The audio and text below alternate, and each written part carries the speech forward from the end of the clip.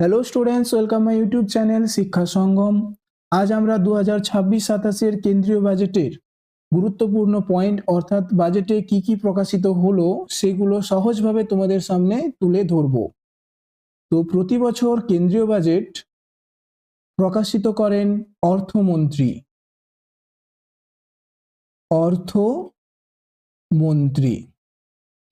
তো এবছর কেন্দ্রীয় বাজেট প্রকাশিত করেছেন অর্থমন্ত্রী নির্মলা সীতারমন।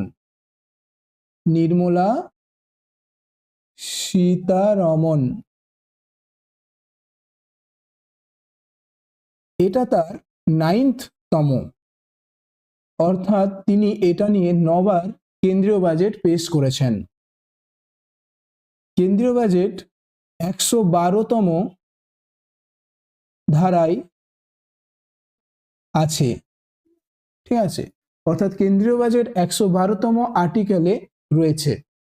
2026 বাজেটের গুরুত্বপূর্ণ যে পয়েন্টগুলো নিয়ে আমরা আলোচনা করব সেগুলি হলো, প্রথমে আমরা দেখব যে প্রতিরক্ষা খাতে বরাদ্দ বেড়ে হলো 7,85,000 কোটি টাকা, অর্থাৎ প্রতিরক্ষা ক্ষেত্রে আগে 2025-26-এ কত ছিল, 6,81,000 টাকা বরাদ্দ করা হয়েছিল, কিন্তু এবছর বেড়ে হলো, এবছর প্রায় 1,00,000 কোটি টাকা বেড়ে হয়েছে 7,85,000 কোটি টাকা। অর্থাৎ প্রতিরক্ষায় সরকার দেশকে আরো শক্তভাবে মজবুত করে তুলতে চাইছেন। 17টি ক্যান্সার ওষুধের দাম কমানো ঘোষণা করা হলো এই বাজেটে।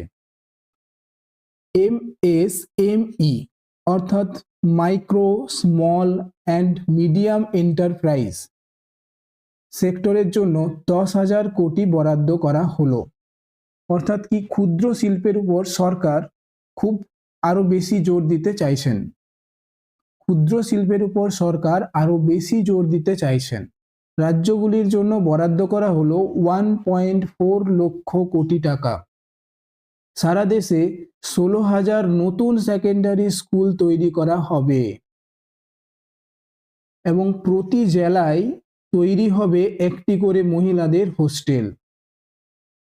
অর্থাৎ সারা দেশে কিন্তু আমাদের 16,000 নতুন সেকেন্ডারি স্কুল তৈরি হতে চলেছে এবং প্রতি জেলায় তৈরি হবে একটি করে মহিলাদের হোস্টেল।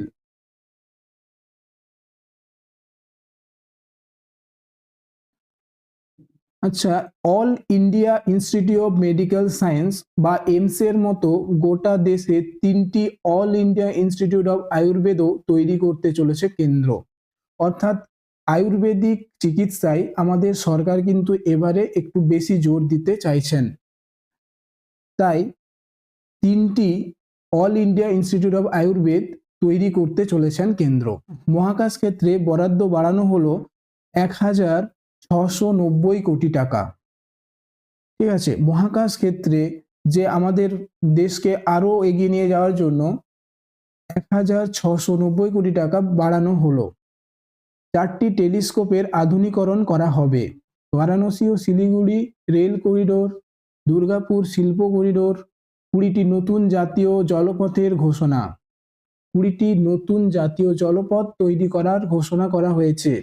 দেশ জুড়ে গড়ে উঠবে একাডেমিক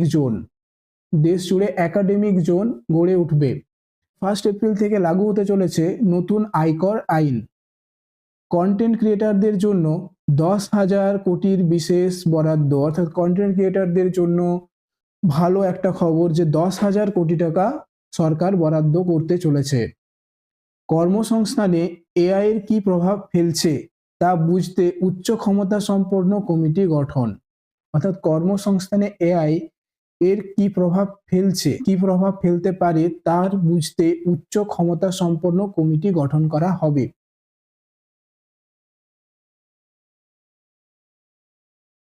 বিমানের যন্ত্রাংশ তৈরি শুল্কে বিশেষ ছাড়, বিমানের যে যন্ত্রাংশ তৈরি হবে তার শুল্কে বিশেষ ছাড় ঘোষণা করা হচ্ছে। মহাত্মা গান্ধীর নামে বস্ত্র প্রকল্পের প্রস্তাব করা হয়েছে। মহাত্মা গান্ধীর নামে বস্ত্র প্রকল্পের প্রস্তাব রাখা হয়েছে।